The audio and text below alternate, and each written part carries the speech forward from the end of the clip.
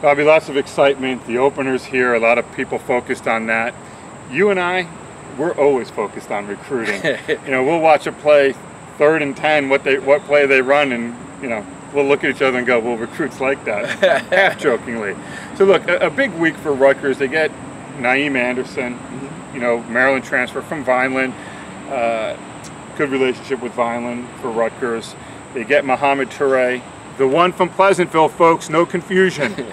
They get a nice linebacker in Mohamed Toure out of South Jersey. You put together a nice video with him that you know, you guys shot early in the week, which came out nice. And now the focus changes a little bit for them. You know, you have Muhammad Kamara out of Newark. You have Brian Ugu out of Hillside, New Jersey.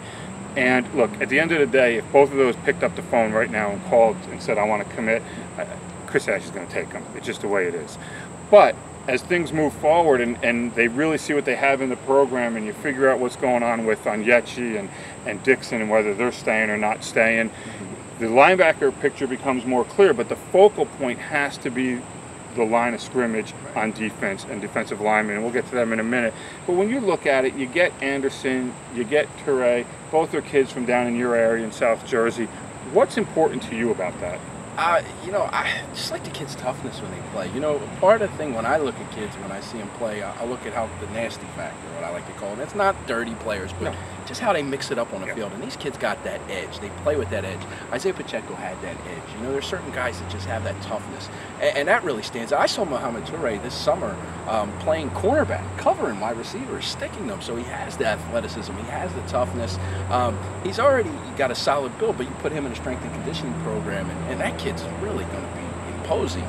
Same with Naeem Anderson. I just, you know, starting to produce some more talent down there. And I think Rutgers did well because, you know, there's some lower level Division I AA talent down there, but I think they really did well with the big dogs down there. So I really like both pickups. Yeah, and before anybody asks, no, Toure's not playing cornerback at Rutgers. That was just an example. And I look at a guy like Anderson, who I think is an inside guy, and if it doesn't work there, I saw him, you know, live a few times, and I wonder about his ability to get to the sideline and move laterally, but I also think he has the frame that if they really wanted to bulk him up and somehow put him inside, you can do that on the defensive line.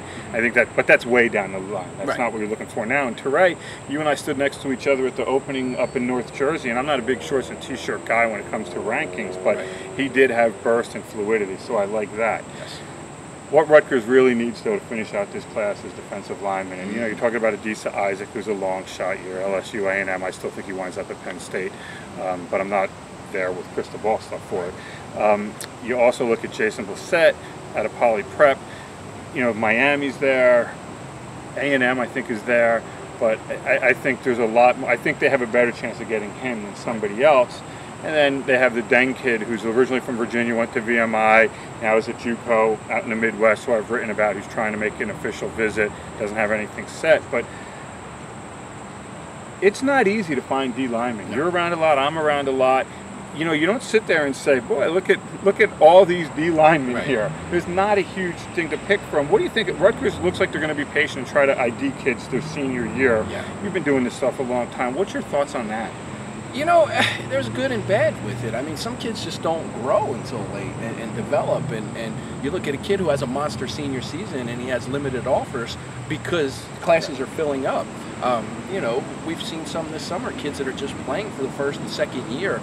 We saw them at some camps, interested to see them this year because, you know, they're just, you can't teach size. And problem is sometimes these big kids on the line, they just don't move so well. So it's tough to find a 280, 300-pound kid that can move at this level. I mean, even when Fred Hanser was a recruit, you know, top kid, you know, around, but he still had his deficiencies as well, you know, in terms of, and he needed to develop at the next level. But it's just tough to find, and I think, you know, that's got to be a point of emphasis. So they're going to take, I think you're going to see some guys pop up from Ohio, from the Midwest. They're going to look at, you're going to see some guys that are late bloomers. I think it's really going to be, let's turn over every stone. And I think that's a really big problem in recruiting these days now, is everybody wants their class set by August 1st. So they don't have to worry about it, and you missed the late bloomers. And Rutgers got one last year, and the kid that they flipped from Old Dominion, Jamry Croma. Yeah, I mean, look, I knew him well when he was there, and then once they're done, I'm on to the next class. But a kid like that, and so you're looking for stuff like that, and you're looking for kids who haven't played a lot of football, who maybe are developing. And I'm always curious when I go out to these games, I get to see a lot of them. I'm going to go see a cornerback at DeMatha Friday night. They're playing in Philadelphia, who Rutgers knows about. I know I talked to the coach this morning at DeMatha, and he said, hey, take a look. He's a 6-foot corner who played basketball last year. You've already read about him on the message board, so don't worry about it. But you look at it, and that's what kind of filling out this class is. And I think Rutgers is going to have to do a really good job in that vein, and they're going to have to rely on, they have coaches that recruited a lot of different areas in their careers, and I think they're going to have to look in a lot of different areas to find some D linemen. Exactly, and I'm actually going to see one that you mentioned in Philadelphia, that lineman we saw at the camp. New guy to the thing, but you can't teach that size. So there are some interesting prospects, and in this day and age with all the huddle film and everything, guys are out there, but there are still some guys that are under the radar that are just developing in places that you can't really find a lot of recruiting attention. So it'll be interesting to see.